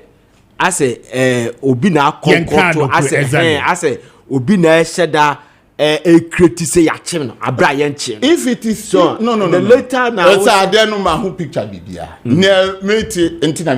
Almost a move on handcuff and no more chain or the coil. But me who are only Mr. Speaker, the picture that the Mr. Speaker said, dear Nakete Catherine on Neko. Keteche na konya me bisa kete or speaker say keteche catcher say ya born handcuff say there be wanka and I want to say babati o say keteche ya born handcuff campaign no dey ba wo hwe picture ya born handcuff o hwe picture ya born handcuff no but that picture me say and me tell say picture ya after say ya release no say after no say wa bisa no say no gina say na omu be ye no Rambo side call exactly ntinu oye na danfo ana oye Ghana ne omu nyina ahia inti omu wie no say inside omu call no Mr. Speaker and coin inside no he was upstairs and na me be say Mr. Speaker say keteche say o coin inside the bar ye na ye gbonu handcuff na o say there be wanka Kwame President Mahama papa ministerial program the question office plan Mr. campaign no ya shase because campaign no go get to dey be free gata no question office na ye hoto ye collection office me do yes Kwame kitu abigalamsi assembly Kwame ye be there na ye be kan se biem isi Kessben de bia me ka se Kwame me galamsey ntokwa be ka asem ba kope honorable no honorable person who am crofom ye galamsey I met yama no na any there so pa be tibi dia man no Mr. Speaker then me say mean to me can say NDC phone and I mean to me can say NPP phone mean to me can say Afrafranto phone but they are all Ghanaians man can waha exactly that's all and the law so I'm not saying that NDC for another but they do there I did be say okrom han NDC for intimidate my penny but NDC for you another party for so come this sana say Mrs. Sumiye no last year I say NPP for inti say o ka say NDC for I can't say NDC for no I can't say I like your principle. Yes, I can say. Now report about you. Yes, Kwame. To say the year can was me. She say the way are the anything. Kessben. Kwame, the send year couldn't talk about Kwame intimate. A fact. Ura Kufia Mabua, a quire of fast to our chassis, a walk on Tokano. Yeah. Yahoo be da. Kwame. Yahoo be da. The President Rollins Bebe. The President Kofo Bebe, the President Mills Beye, President Mahama 1 Ebeye, Nanado Dan Kwakufa Beye, and a President Mahama 2 Abba. The President Mahama, Aye the Sisian, Aye dear Kofa Yamana Kem, Kwame, Aye dear Kofa Yamana Kem.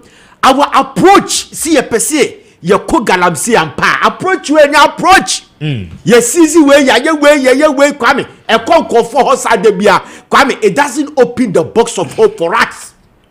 In solving the situation, it wouldn't solve any problem, Kwame. I didn't know I can't was MCCR.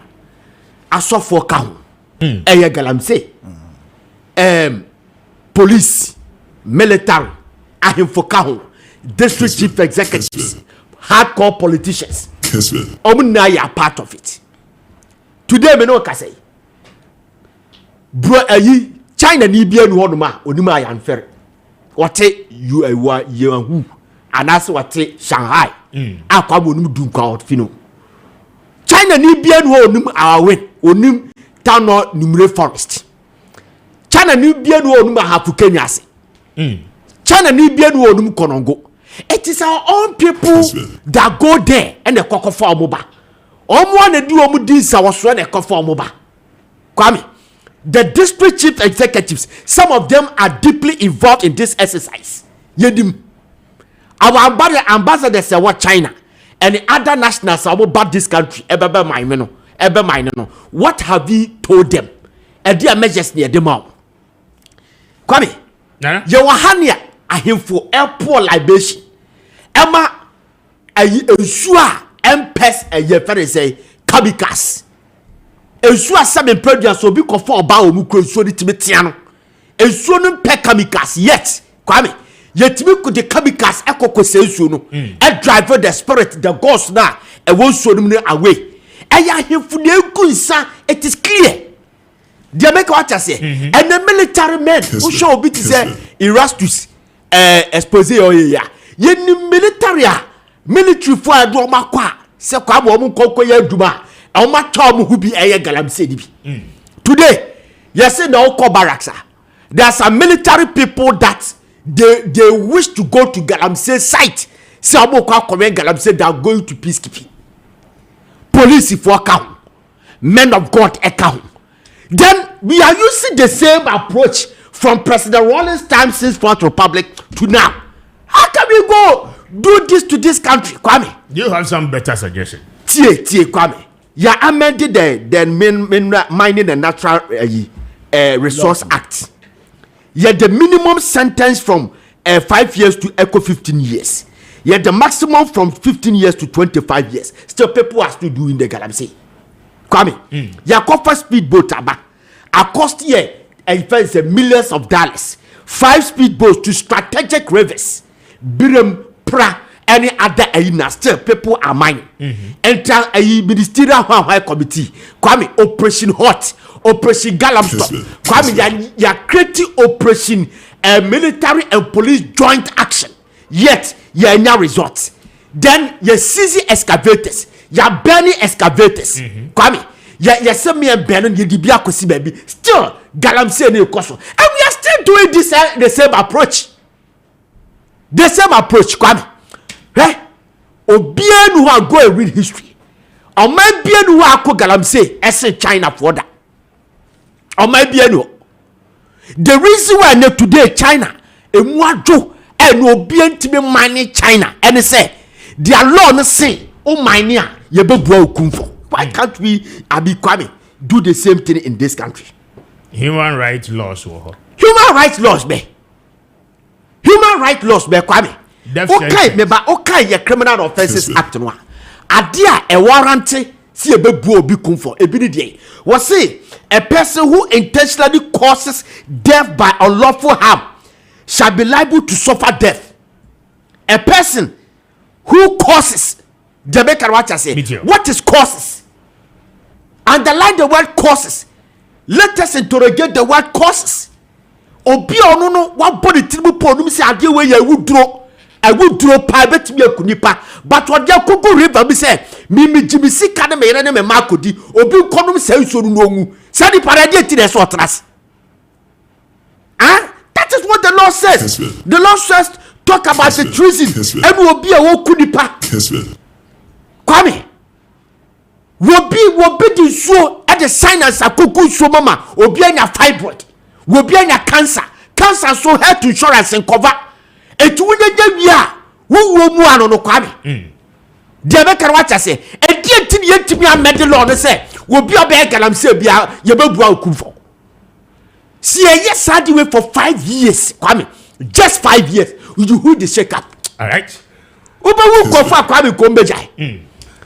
Kwame, me see the only way that we can curb this situation, because we're meant to understand say and comfort Jubilee House and ya galamsey Akufo-Addo time and the sound for the Akufo-Addo is no more there. The Jubilee House no power assertion nipa ho na ya na. We blame politicians for nothing because at the end will be involved. Asofo ka ho ayefo ka politicians ka ho will be a ka hubi. So the only way you bet me I sad we say esese Kwame ye kumfo ya amend the law no the constitutional review whatever the Criminal Offences Act no Kwame ya amend the law to say the China for aye no a ya zilo we ya ye boa kumfo with the contaminated paper crowd to river mu na say who say contaminated na Kwame yet me find $100,000. Okay, si anye sad na ye da Kwame wa ho ye be chi obi ye be kasa mana shi excavator mo fa nkosi ho ye de koye ho anwan later ye de be ye kwan ye suggest be wi asa na asa kodi nipa no no sa de co side politicians we fast here ye ja we ahemfo de Kwame we are going cycles and ye market time ye mbuo kumfo yenye nukumfo yenye publications yenye education ye family TV so wo mo ayachi wo mo ayekobu omu kumfo because Ghana obi ansign president bi ansign ye ku obi ada after 1983 but ye buo kumfo ne ye de kokosha condemn Kwame ye ni na obi abada no so may I say obi abada no so ye de wa ho may I say let me solve this problem. It's 9:15. I hear Kessben 92.9 Kessben TV Kessben Plus across the country. More messages ababebre na Yebekin kai bia mamo mame nya adwuma embra na mene imbusufo eni nkomo embra mame mo ba pa yache na mema na kwaba e je say Crystal Dom Mr Speaker ye hoyepa bibia e fa yo Crystal Dom ye hoyepa e je dis also hoye meti apo erade di enko ache ye mame nti o na ye ni nkomo yo Mr Speaker me da say NFC fast da ma ye nyankopon se ode ache yin biem na fe so ye nda tiefo ne ahwefo ehwe e wo Kessben television ne afi Kessben radio nyina yem Moni mama kwaba enche free sharp herbs Dr Steven Nyako sharp ono na edaya no na osanso ye police ni wo ye memu heya ono na nyame nam ne so enei odi in boost herbal mixture ye sanama ni se police ni na duro no abedwa so eduro na eba ya che na aboa ye ame atimi aboye ho ba afinyarewa bebre ho aboa ye ame atumi ade ye ho afinyarewa bebre ho eno nti na da ne da ye ben waboboa no ne enu abedi nkomo se edu papa bi e wo ye memu ha ye di yankasa ye nu bran ha hama enua hini ye de aye na unya aduro ne binom a etimi boa ma otimi eko edi nyarewa nyina esunkunim nti ye ben wane atwe wadwen asisu biem na se bia unya nto aduro ne binom ya wahya ase se wonunum bi wa wonom soso ne akoso ahye nkran se koso anenom esan se nipadua no na pomden no ne fapem nyina ene immune system anase nkwamo a nyame ede adua ye nipadua ni mu no ena immune system no so na ho odi nyina ewo imbustable mixture police ni no aye no mu me pacho ye numbers edidi djuma ebia na asem bi kire wadwen wo ye nkomotwetwe mu anan mpo yare bi atete wache emfie bebre wa percent ka woni Dr. Steven Nyako sharp be kasa na ebi kra asem bi kire wadwen na wo yare bi atete wo no obeche okwan abefa so abenum adro ni yi a ebeboa wo amodi yare no sunkunim Dr. Sefre no anopai e wo 0246 20 84 96 0246 20 96 ebiso na wa akra ha na nimpatamu opedro ne dodo na etu aton eno so be for 0540 71 01 13 0540 71 01 13 medofo wutie me se de yaka amwate dada anase nso nani de di kan wutie ye ne a imbustable mixture eye police ni na dro yi ne dwuma titiri pa edie eni se e boost immune system a ewo nipadua ni mu ye di kan aka ne a kyerɛkyerɛ ansakra na covid ebeba na ye imbustable mixture FDA for ne tech hwehwɛ mu agitu mu se no kwasem se edro no e boost immune system pa na covid time de na nya asam keto se de amanfo si no modro yi na wodi ho adanse se eno nam so emo mutimi ma omo nkwamo na ho odin kɔ nanimu gina ne naso pampe eno nti omu pia no omu nsuro omu didi omu nsuro omu do omu ho ka bibi kro omu nsuro san se doctors and I said World Health Organization yeti asese nipa bia wo immune system wa ho odin no ubetimi abo ho ban afri covid yare no ho na mpo se yare no nani ade se de ya na se virus ni timi wura wo ni padua ni mu a enam se immune system no wadi kan boost ne dada na se wa pagya na ho odin dada nti den se yare ni betimi yakun eno ti sa time no de na nya asam keto a me se amanfo enu modro na nkasa na nei no mefa se bebre na adwin se che se covid no ekọ ana akotenti no bebre na atwentwen so aden a mo se o na se covid no ekọ covid kọ de na enso so enye covid-19 ana se covid no virus nko ena se bani paduanim na ebia wo immune system no aye weaker ebetimi ahawo ade bia ni kwan se tena ye ni paduanim no se ebani paduanim na se nkwamo ne ni ahoden ana immune system ne ni ahoden a ya na eden se saade ana sa yare no ebetimi afri ni paduanim immune system aye ka ho asemu eye tissues cells any organs bia wo ni paduanim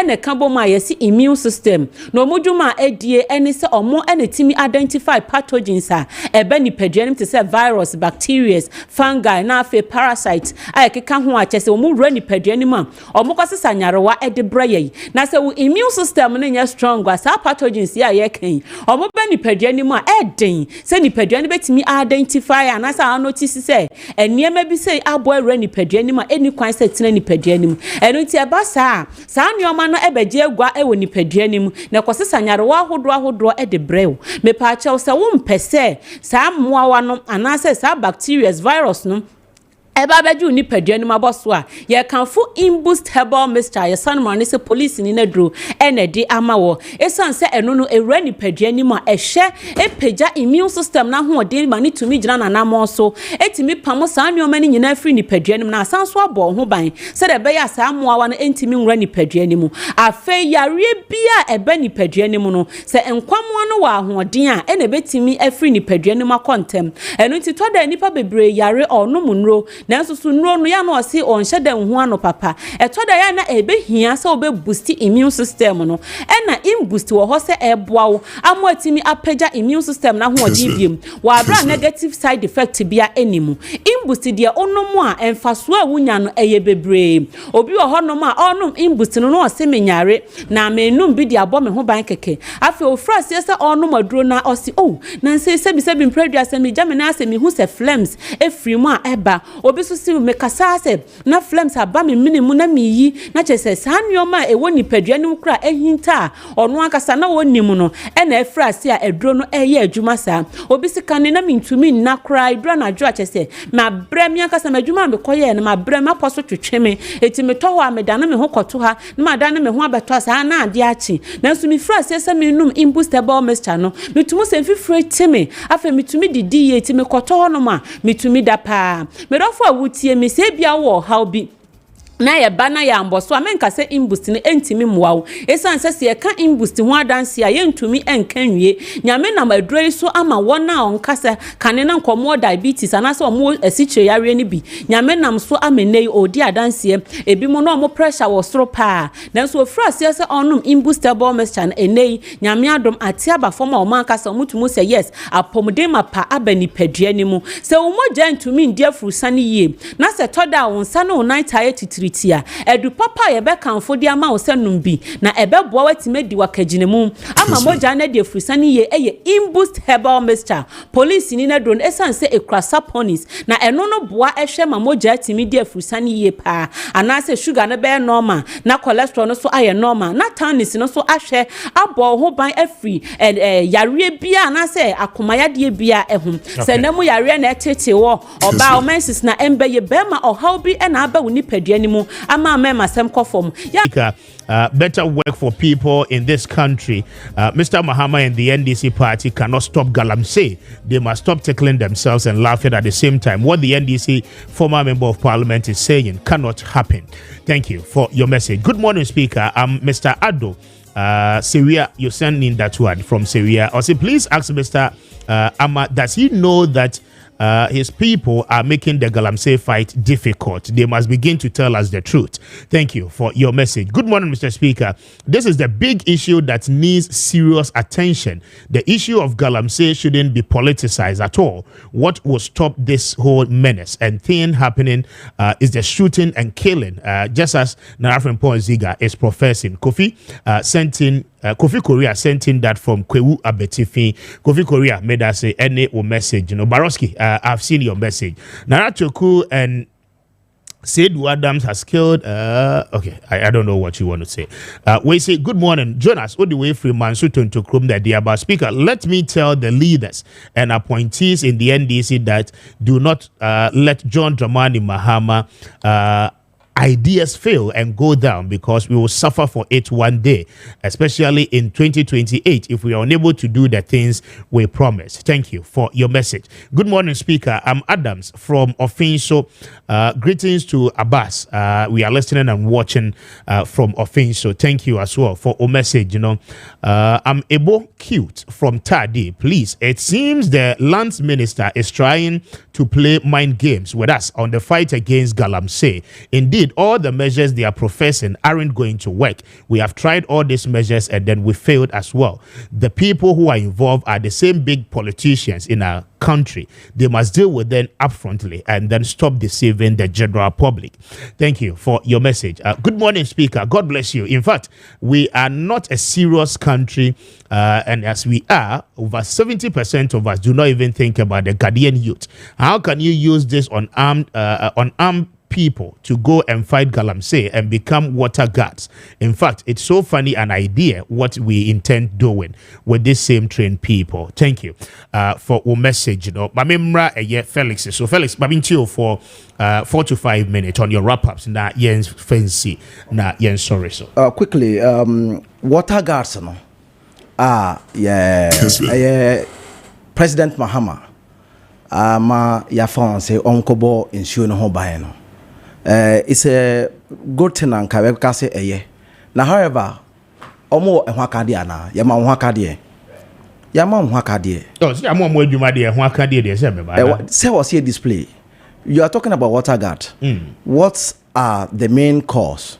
Okay. Your call they say obenya ayi ehwakade. Nti nka omo koya na you say ehwakade de ben e ka ho. Also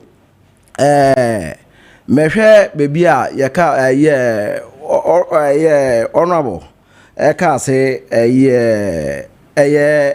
MPP for NDC. Then I agree. Going forward, I want to state this on authority. Say MPP party does not endorse. We oppose Galamsey. We oppose destruction of our lands. And India, difficult. This is the reason why one of the business I did lose your elections, because the way I opposing it is not easy. So but me I oppose. So I agree. Say I was here to me offer solutions, livelihood. Just like I mentioned the NAPCO, although it was a 3-year program that is just sustainable, would have been a way forward. We are looking at alternative livelihood like farming in the communities. Communities near mom seedlings near here. We are ready and open to offer any we are also looking at security measures in this country. We want government to be very transparent, most especially who say Otukwan with a private jet as a president. He must come clear with a communication and then transparent to the people of Ghana. As a party, as a regional organizer and a party, NPP, we demand accountability in the interest of Ghanaians. Until only clear on those things. We must be transparent on our security challenges. We were here when we saw people fighting army in mining areas. Army, all these things must be addressed. Our Boku conflicts must be addressed. Then Kwenta one it has toned down, but I believe I was here to make sure a Kwanya be addressing all these things, and all must come with transparency, accountability, and so on and so forth. As a party, we don't endorse Galamsey. Our health issues, we are also talking about health issues. Look, we were not clear of employment.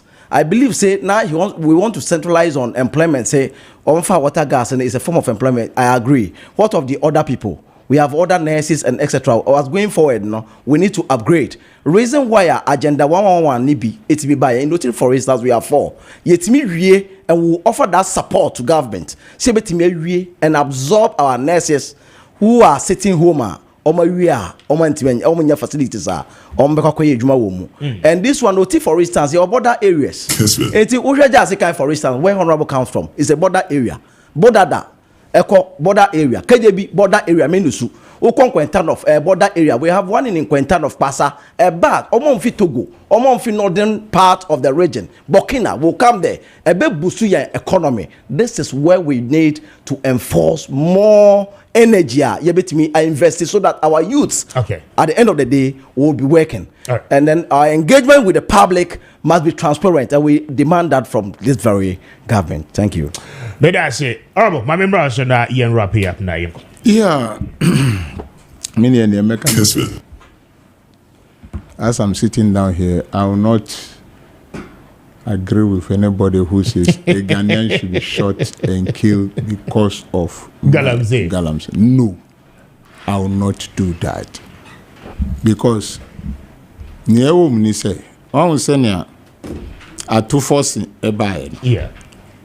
MPP people thought the only option to raise revenue is e-levy.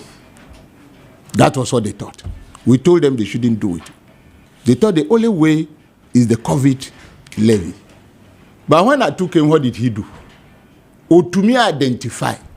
So we are still happy that not everybody in this country is in a way says that we can't develop a strategy. Strategy could be developed. Mr. Speaker, yes, Fanu says, if all excavators are picked from all the mining sites, how do you mind? If all excavators and champagne are picked, you leave the human beings there. Pick all the equipment that they use to pollute the water. Can they do it with hand? Can they do it with But pickers? The more you pick, the more they buy them. No, system will be put in place. And no need strategy, no. Systems will be, where do we import the excavators from? We can easily do this. So, to me, yes, it is somebody's option. But is there political will? That is what we have started. Say, Obi to make a trial, say, and there are some areas that you can't go. But in then, you claim beer. Do you think the person is sleeping? Yes, I agree with all the MPP people and all the other political parties. Ghanaians, so I agree with Ghanaians. No, listen. Address Ghanaians.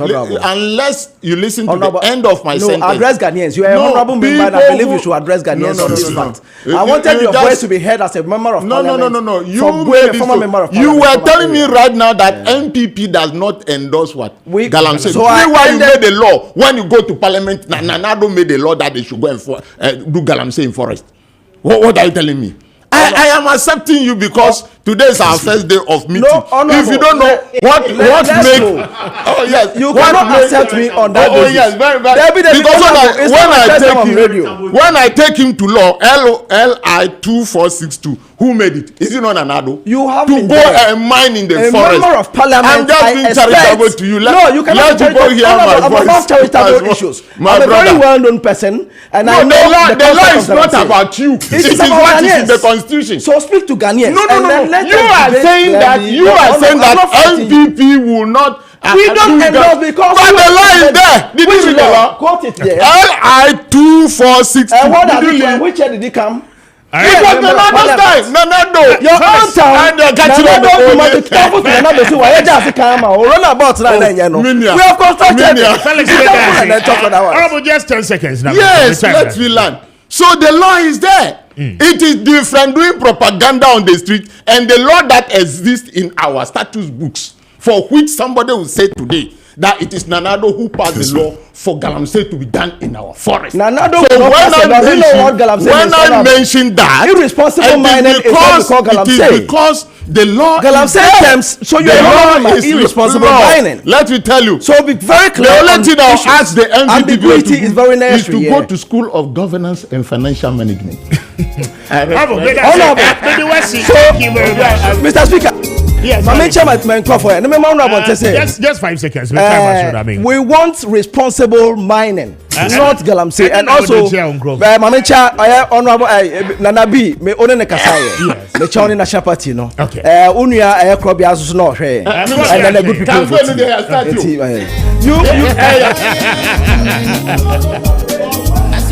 I'm saying now I say na mena and Crawford say na and draw one more the national organizer of the new patriotic party. I say Nanabi Harry Nanabuachi Commander I don't play that right. Namina the minority leader Rafael Maakye. A very big thank you to you. Mena lawyer Dako I say Member of Parliament for a year Swami constituency. I don't pay thank you very much. Namina Justin Frimpong, the General Secretary, Honorable Jerry Ahmed, lawyer for and then Moses Abo, my good brother. Moses is a for national organizer. Moses. That's why. Namina Kozi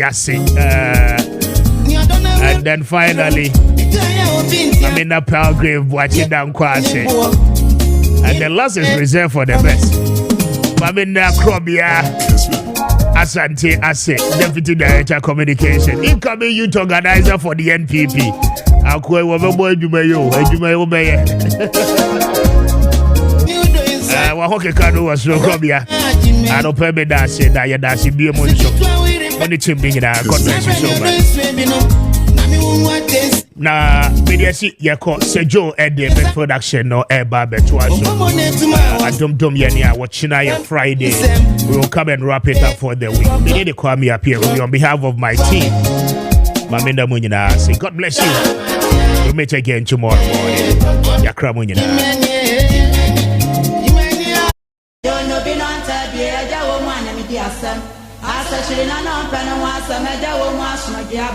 Wadman come about dear Shay and said, Yenis, I was so, any journey I drew womb. I feel when you have been here, as anymore. A bass away, I can't swatch and a pampa. No be a son, you'll be a small. Only Pada Sani, I want my name who we are say. I summoned to young Conato, baby, and can file home. Men submit to me, baby, and come and pay my day. Nanso, Wadman come about dear boy, Nipa Bata, Nipa home. Obiada na nyonko